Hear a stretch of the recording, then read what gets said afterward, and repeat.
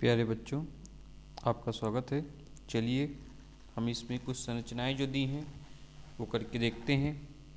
जैसे पहली संरचना हमें दी है इसमें कि 2-क्लोरो-3-मेथिल पेंटेन। तो आइए चलिए इसको हल करके देखते हैं, इनकी संरचनाएं बनाते हैं। तो पहला हमारा संरचना बनानी है, पहली संरचना है आपका 2-क्लोरो-3-मेथिल पेंटेन। तो इसको बनाने के लिए बच्चों हमें क्या करना है, पहले 5 कार्बन बोला है, पेंटेन बोला है, तो 5 कार्बन की आप एक चेन बना लीजिए।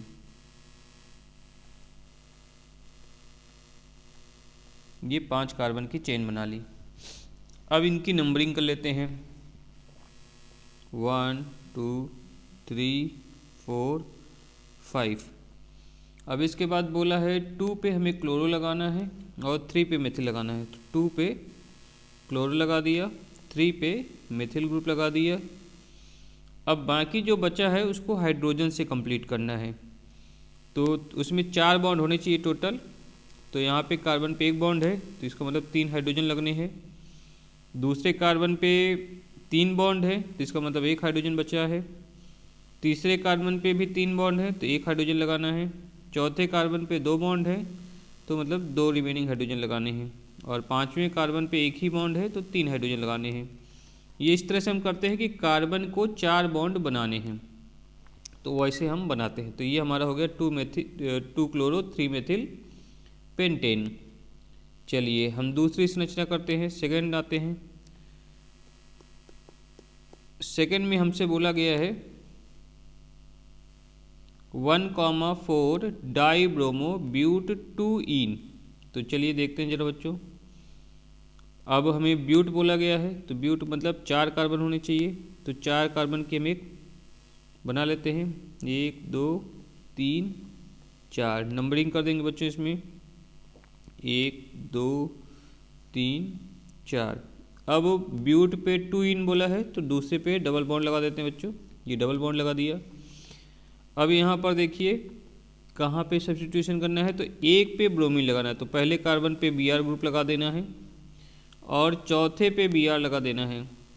तो ये Br ग्रुप लगा दिया। अब बाकी जो बचा है उसको हाइड्रोजन से उनकी वैलेंसी को कंप्लीट करना है। तो यहाँ पर कितने हाइड्रोजन लगेंगे, 2, क्योंकि 2 बॉन्ड थे। इस सेकेंड कार्बन के पास 3 बॉन्ड है, तो 1 हाइड्रोजन लगाना है। थर्ड कार्बन के पास 3 बॉन्ड है, तो 1 हाइड्रोजन लगाना है। फोर्थ कार्बन के पास 2 बॉन्ड है, तो 2 हाइड्रोजन लगाने हैं। तो ये हमारी संरचना बन गई 1,4 डाईब्रोमो ब्यूट 2-इन। आइए तीसरी संरचना पे चलते हैं। तीसरी संरचना में हमें बोला है कि 1 ब्रोमो 2,2 डाईमेथिल प्रोपेन। तो 1 ब्रोमो प्रोपेन है, तो प्रोपेन के लिए 3 कार्बन बनाएंगे। तो 1 2 और 3 कार्बन हो गए प्रोपेन के लिए, ठीक है। अब इस पे चलते हैं, आगे देखते हैं। तो इस पे लगाना है हमें 1 पे ब्रोमो। तो पहले कार्बन पे हमें ब्रोमो ग्रुप लगा देना है। फिर बोला है 2,2 डाईमेथिल। तो ये एक मेथिल समूह इधर और एक मेथिल समूह यहाँ पे। तो अब देखिए बाकी जो वैलेंसी है हाइड्रोजन से कंप्लीट करनी है। तो पहले कार्बन पे 2 हाइड्रोजन लगेंगे, दूसरे कार्बन में चारों वैलेंसी कंप्लीट है, तीसरे कार्बन में हम 3 हाइड्रोजन लगाएंगे, तो 4 वैलेंसी कंप्लीट हो जाएगी। चलिए अब आगे चलते हैं। इसमें नेक्स्ट आ जाते हैं। अगला हमें कौन सा है देखते हैं जरा, 3 हो गए। इसमें चौथे नंबर पे है 1 ब्रोमो 2 मेथिल ब्यूट 2-इन। तो और पांचवा है 1 क्लोरो 2 मेथिल बेंजीन। तो आइए जरा इनकी संरचना बनाते हैं। 4 नंबर पहले बनाया जाए। तो 4 नंबर में देखिए 1 ब्रोमो 2 मेथिल ब्यूट 2-इन बनाना है। तो इसका मतलब ब्यूट बनाना है, तो 4 कार्बन की श्रृंखला बना लेंगे, 1 2 3 4। अब डबल बॉन्ड लगाना है, ब्यूट 2-इन है, तो इसकी नंबरिंग कर लीजिए 1 2। तो 2 पे डबल बॉन्ड हो गया, 3 4। अब देखिए बच्चों इसमें क्या करेंगे, 1 पे हमें लगाना है ब्रोमो ग्रुप। तो 1 पे ब्रोमो लगा दिया, 1 ब्रोमो हो गया। इसके बाद 2 पे मेथिल लगाना है, तो 2 नंबर पे मेथिल ग्रुप लगा दिया CH3। और अब बाकी जो वैलेंसी बची है उसको हाइड्रोजन से कंप्लीट करनी है। तो पहले कार्बन में 2 हाइड्रोजन लगाने हैं अपने को, दूसरे कार्बन की 4 वैलेंसी कंप्लीट है, तीसरे कार्बन में 1 हाइड्रोजन लगाना है और चौथे कार्बन में 3 हाइड्रोजन लगाने हैं, तो जिससे सभी कार्बन की 4 वैलेंसी कंप्लीट हो जाएंगी। फिर 5वां नंबर है, इसमें बोला है हमको कि 1 क्लोरो 2 मेथिल बेंजीन।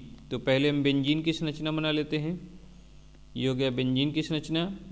अब 1 नंबर पे हमें लगाना है Cl ग्रुप और 2 नंबर पे लगाना है मेथिल ग्रुप। तो ये हो गया 1 क्लोरो 2 मेथिल बेंजीन। तो ये हमारी हो गई संरचनाएं। अब चलिए इसमें दूसरा प्रश्न जो है आगे, इसमें अभिक्रिया कंप्लीट करने को बोल रहा है, तो अभिक्रिया करते हैं, देख लेते हैं। तो यहाँ पर डबल बॉन्ड पे अभिक्रिया करनी है पहली। ये योगात्मक अभिक्रिया है, ये मार्कोनी-काफ के नियमानुसार होगी। हम ऐसे याद रखते हैं कि हम हाइड्रोजन वहाँ पे जोड़ेंगे जहाँ हाइड्रोजन पहले से अधिक हैं डबल बॉन्ड में। तो या फिर हम इसको अगर डेफिनीशन यानी परिभाषा के हिसाब से देखें तो हम ये बोलते हैं कि जहाँ पर कार्बोधन आयन स्थायी बनेगा वहाँ पर निगेटिव आयन लगता है, या जो अधिक प्रतिस्थापी कार्बन समूह जिसमें लगे होते हैं उसमें आपका निगेटिव पार्ट लगता है, निगेटिव आयन लगता है ऋणात्मक वाला, और उसके अपोजिट में धनात्मक आयन लगता है। तो देखिए इसकी संरचना किस तरह से बन जाएगी। ये पहले तो बेंजीन रिंग बना लेते हैं, बेंजीन रिंग हो गई। अब इसको हम जोड़ते हैं कार्बन के साथ, इसमें एक हाइड्रोजन पहले से जुड़ा है। यहाँ पे मार्कोनी-काफ के नियमानुसार ब्रोमीन ग्रुप लगेगा, ये डबल की जगह सिंगल बॉन्ड बचेगा। इसमें 2 हाइड्रोजन तो पहले से ही लगे थे, एक और लग जाएगा HBr वाला, तो ये बन जाएगा आपका। तो ये हो गया पहले का उत्पाद। सेम जैसा पहला क्वेश्चन है सेम उसी तरह से दूसरा क्वेश्चन भी है। मार्कोनी-काफ के नियमानुसार इसमें ऐड कर देना है, तो बेंजीन हो गई, उससे CH2 जोड़ दिया, फिर C सिंगल बॉन्ड H, इसी से Br जुड़ जाना है और सिंगल बॉन्ड बचेगा आपका CH3। अब तीसरी अभिक्रिया बच्चों ये परऑक्साइड प्रभाव है, ये प्रति मार्कोनी-काफ के नियम से होनी है, इसको हम खैरास प्रभाव भी बोलते हैं। तो यहाँ पर हम मुक्त मूलक अभिक्रिया क्रियाविधि को फॉलो करते हैं। इसमें सबसे पहले Br जाके जुड़ता है, उसके बाद जो मुक्त मूलक बनता है एल्कीन में वो अधिक स्थायी होना चाहिए। तो वो आपका सेकेंडरी हो या टर्सरी हो या बेंजिल वाले उसमें हो तो ज़्यादा स्थायी होता है। तो यहाँ पर देखिए ये प्रति मार्कोनी-काफ के नियम से अभिक्रिया होती है।